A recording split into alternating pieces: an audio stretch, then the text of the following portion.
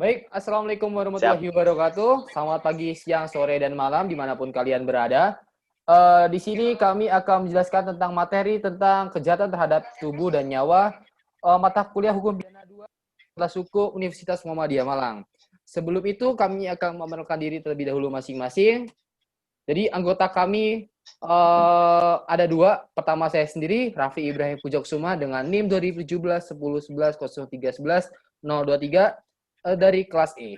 Selanjutnya, saudara. Dan saya Marzuki Mirza Mahendra, NIM 2019 10 11 03 11 476 dari kelas Hukum Pidana 2D. Oke, dengan dosen pengampu Bapak Yaris Adiel Fazrin, Sarjana Hukum, Magister Hukum.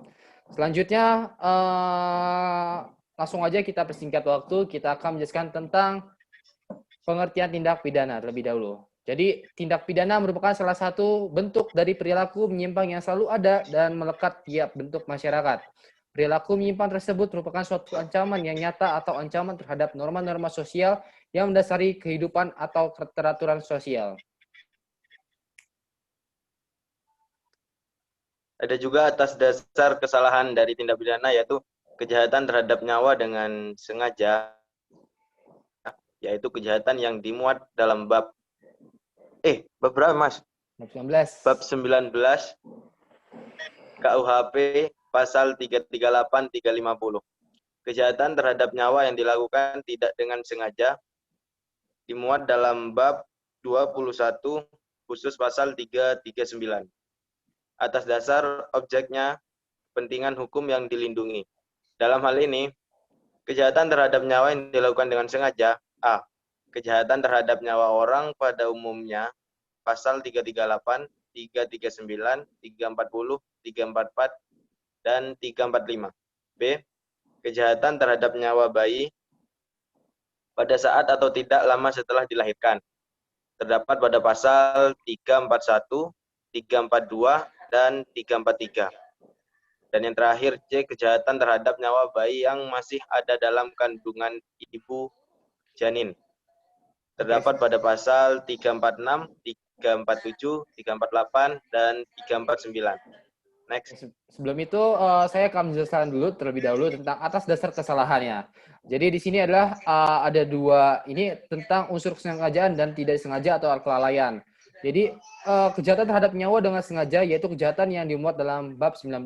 Nah, yang dimaksud dengan sengaja ini kita dapat dikenal juga dalam bahasa yaitu dengan penganiayaan. Sedangkan kejahatan terhadap nyawa yang dilakukan dengan tidak sengaja adalah yang kita kenal adalah kelalaian. Sebelum itu, kita akan jelaskan terlebih dahulu tentang kejahatan terhadap nyawa bayi, pasal terhadap nyawa. Selanjutnya adalah bahwa adalah berupa penyerangan terhadap nyawa orang lain, kepentingan hukum yang dilindungi, dan kejahatan ini adalah nyawa manusia. Kejahatan terhadap nyawa dalam KUHP yang pertama adalah atas dasar unsur kesalahannya, dan yang kedua adalah atas dasar objeknya atau dengan nyawanya.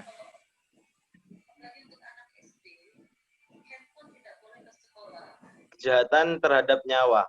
Kejahatan terhadap nyawa dengan sengaja. Pembunuhan biasa dalam bentuk pokok, pasal 338. Pembunuhan yang diikuti, disertai, atau didahului dengan tindak pidana lain, pasal 339. Kemudian pembunuhan berencana, pasal 339. Kemudian pembunuhan ibu terhadap bayinya pada saat atau tidak lama setelah dilahirkan, pasal 341, 342, dan 343. Kemudian yang terakhir pembunuhan atas permintaan korban, pasal 334.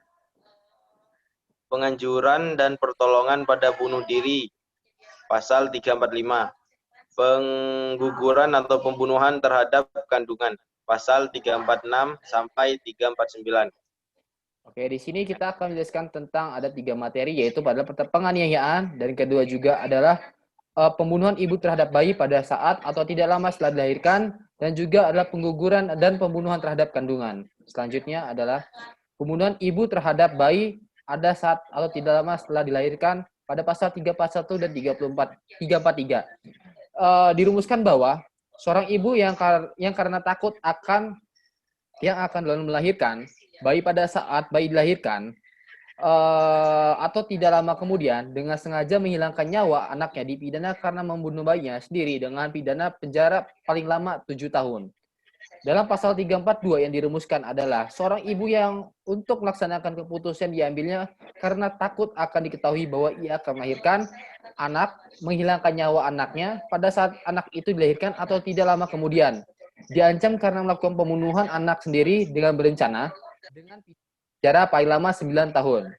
Dan pasal 343 adalah orang lain yang turut serta melakukan kejahatan yang diterangkan dalam pasal 341 dan pasal 342 dipandang sebagai pembunuhan atau pembunuhan anak dengan berencana. Selanjutnya, Pembunuhan bayi biasa terdapat pada pasal 341. Rumusannya, seorang ibu yang karena takut akan ketahuan melahirkan bayi pada saat bayi dilahirkan atau tidak lama kemudian dengan sengaja menghilangkan nyawa anaknya dipidana karena membunuh bayinya sendiri dengan pidana penjara paling lama 7 tahun. Unsur objektif dari kasus tersebut yaitu A. Pentindaknya seorang ibu, B. Perbuatannya menghilangkan nyawa, C. Objeknya nyawa bayi, D. Waktunya, 1. Pada saat bayi dilahirkan, 2. Tidak lama setelah bayi dilahirkan. Motifnya karena takut diketahui melahirkan. Unsur subjektif dari kasus tersebut yaitu unsur subjektif dengan sengaja. Next.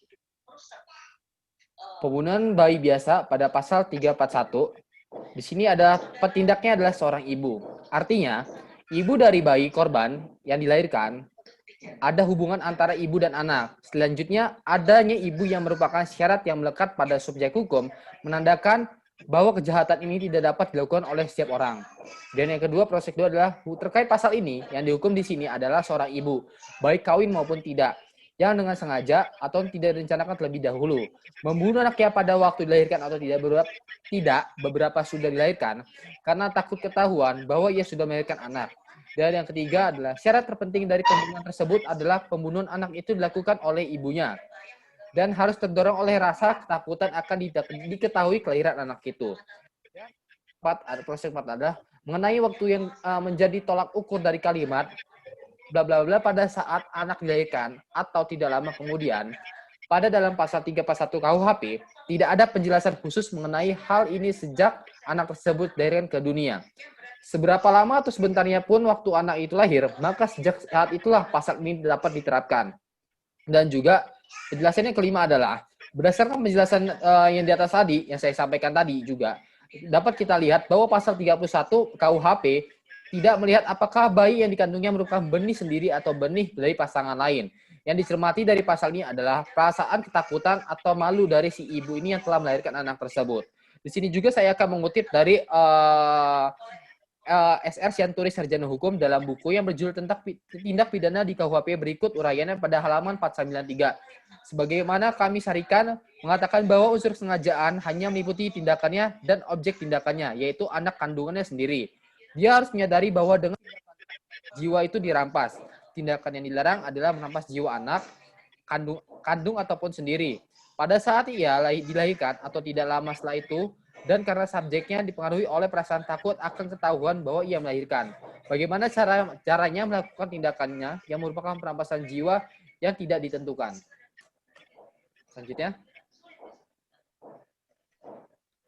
Pembunuhan ibu terhadap bayinya pada saat atau tidak lama setelah dilahirkan. Pasal 342 dan 343. Pasal 343 KUHP, orang lain turut serta melakukan kejahatan. Pasal 341, 342 sama dengan pembunuhan berencana. Sanksi mati atau seumur hidup 20 tahun. Seumur hidup atau 20 tahun. Pasal 342 KUHP, pembunuhan bayi berencana seorang ibu untuk melaksanakan niat dengan rencana karena takut akan ketahuan melahirkan pada saat tidak lama merampas nyawa bayinya. Sanksi 9 tahun. Oke, selanjutnya pengguguran dan pembunuhan terhadap kandungan pada pasal 31 dan 34 346 hingga 349. Saya akan menjelaskan secara berurut. Pada pasal 36 adalah seorang wanita yang sengaja menggugurkan atau mematikan kandungan atau menyuruh orang lain untuk itu diancam dengan pidana penjara paling lama 4 tahun. Pasal 347, barang siapa dengan sengaja menggugurkan atau mematikan kandungan seorang wanita tanpa persetujuannya diancam dengan pidana penjara paling lama 12 tahun. Dan ayat kedua, jika perbuatan itu mengakibatkan matinya wanita tersebut, diancam dengan pidana penjara paling lama 15 tahun. Pada pasal 348, ayat 1, barang siapa dengan sengaja mematikan kandungan seorang wanita dengan persetujuannya, diancam dengan pidana penjara paling lama 5 tahun 6 bulan. Dan ayat 2 berbunyi, jika perbuatan itu mengakibatkan matinya wanita tersebut, diancam dengan pidana penjara paling lama 7 tahun. Selanjutnya pada pasal 349 yang berbunyi adalah jika seorang dokter, bidan, atau juru obat atau apoteker membantu melakukan kejahatan berdasarkan pasal 346 ataupun melakukan dan atau membantu melakukan salah satu kejahatan yang diterangkan dalam pasal 347 dan 348, maka pidana yang ditentukan dalam pasal itu dapat ditambah dengan sepertiga dan dapat dicabut haknya dan menjalankan pencarian dalam mana kejahatan dilakukan itu.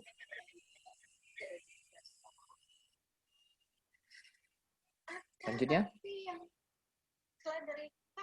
Unsur-unsur pasal 346 sampai 349.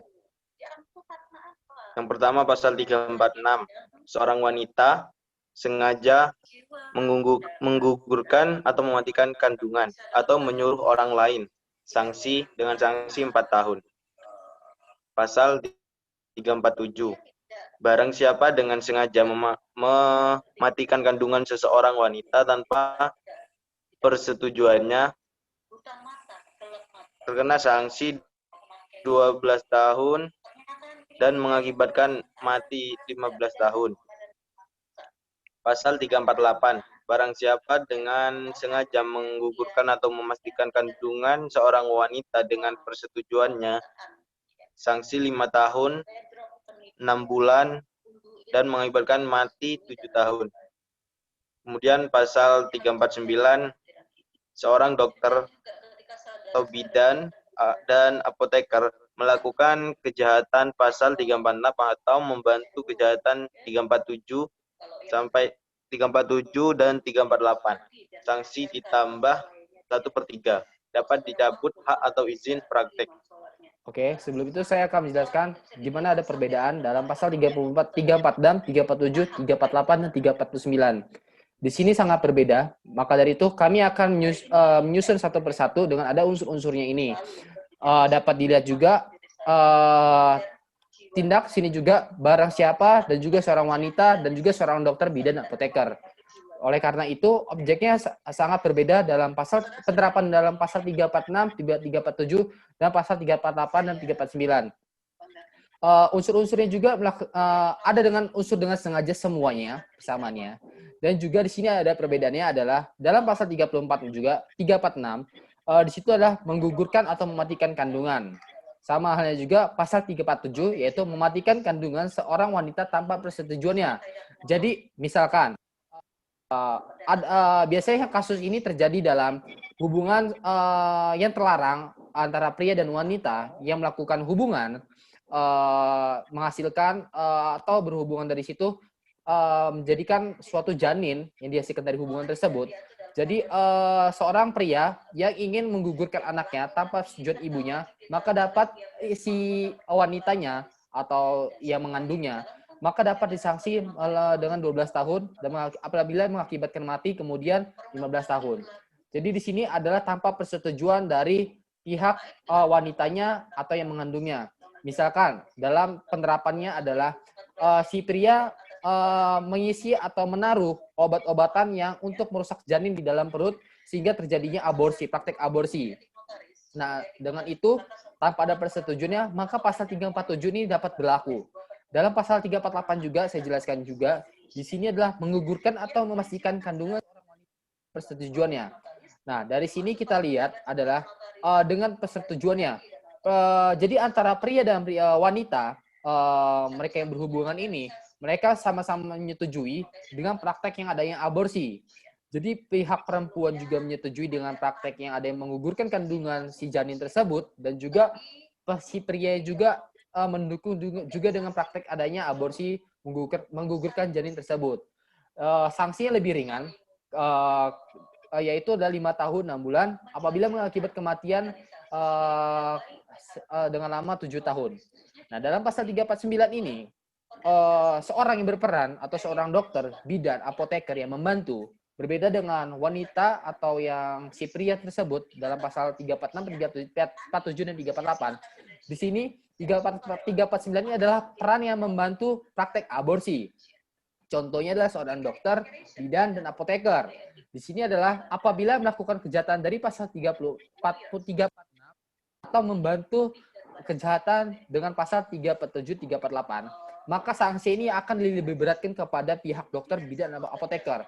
Misalkan, saya contohkan, apabila dokter melakukan penerapan di menggugur kandungan tanpa persetujuan dari ibu kandungnya, dengan sanksi yaitu 12 tahun, maka ditambah lagi 1/3 dari 12 tahun tersebut.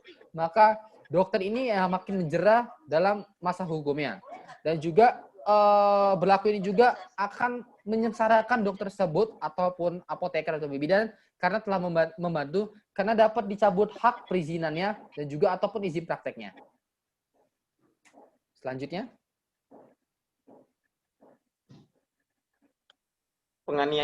Penganiayaan. Pasal 351, penganiayaan biasa. Pasal 352, penganiayaan ringan. Pasal 353, penganiayaan berencana. Kejahatan terhadap tubuh secara sengaja. Pasal 356, penganiayaan dengan cara dan terhadap orang-orang yang berkualitas tertentu yang membantu. Pasal 355, penganiayaan berat berencana. Pasal 354, penganiayaan berat.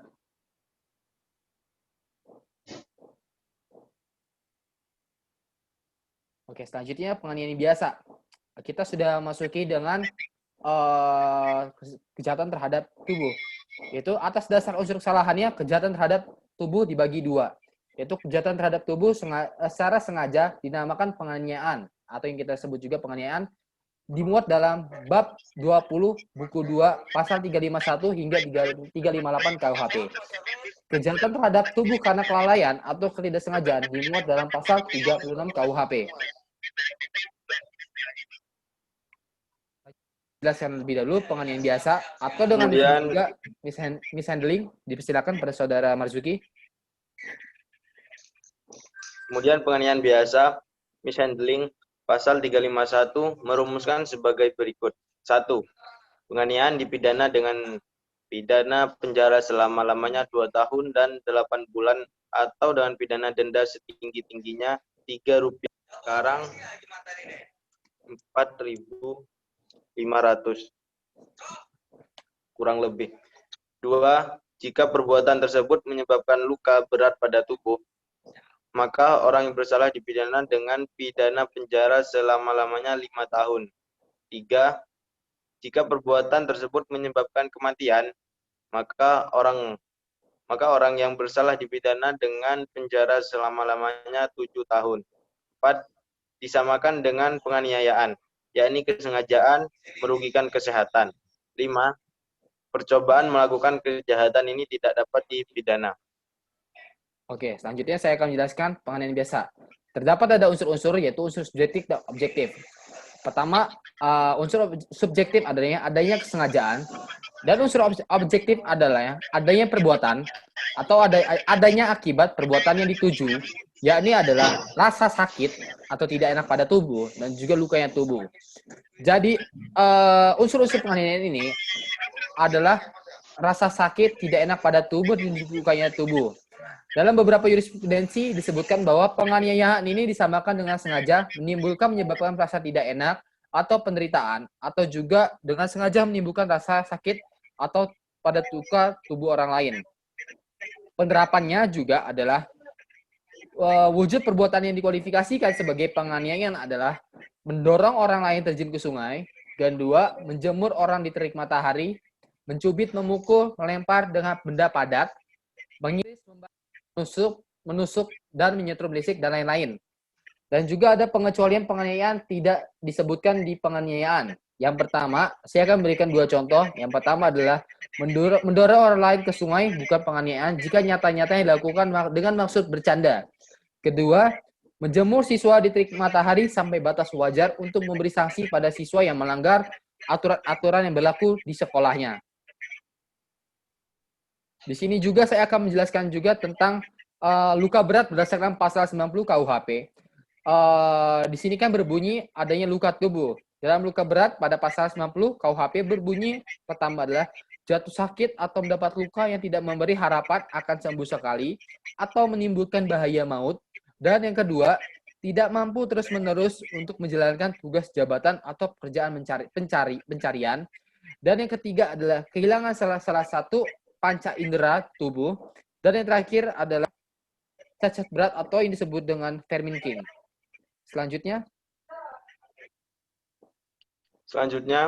penganiayaan ringan, digital mishandling, dimuat dalam pasal 352 KUHP, yang rumusannya sebagai berikut. 1. Kecuali yang tersebut dalam pasal 353 dan 356, maka penganiayaan yang tidak menimbulkan penyakit atau halangan untuk menjalankan pekerjaan jabatan atau pencaharian dipidana sebagai penganiayaan ringan dengan pidana penjara paling lama 3 bulan atau pidana denda paling banyak Rp4.500. Pidana dapat ditambah sepertiga bagi orang yang melakukan kejahatan itu terhadap orang yang bekerja padanya atau menjadi bawahannya. 2. Percobaan untuk melakukan kejahatan ini tidak dipidana. Dua ketentuan tersebut dalam rumusan ayat ke-1 yaitu mengenai batasan dan ancaman pidana bagi penganiayaan ringan. Adanya alasan pemberat pidana pada penganiayaan ringan. selanjutnya saya akan menjelaskan batasan penganiayaan ringan. Bukan berupa penganiayaan berencana pada yang dimaksud dengan pasal 353. Bukan penganiayaan yang dilakukan yang terhadap yang pertama terhadap ibu atau bapaknya yang sah atau istri ataupun anaknya. Kedua, terhadap PNS atau pegawai negeri sipil yang sedang dan atau karena menjalankan tugasnya yang sah. Dan yang ketiga, dengan memasukkan bahan yang berbahaya bagi nyawa kesehatan untuk dimakan ataupun minum. Dan ini juga berbunyi juga batasan penganiayaan ringan ini juga tidak menimbulkan penyakit atau halangan untuk menjalankan pekerjaan jabatan pencaharian. Selanjutnya, penganiayaan ringan dalam arti sengaja atau kesengajaan pelaku haruslah ditunjukkan semata-mata pada timbulnya rasa sakit pada tubuh orang lain dan pelaku haruslah menyadari bahwa apa yang dia lakukan adalah hal yang melawan hukum. Luka berat berdasarkan KUHP, pasal 90 KUHP.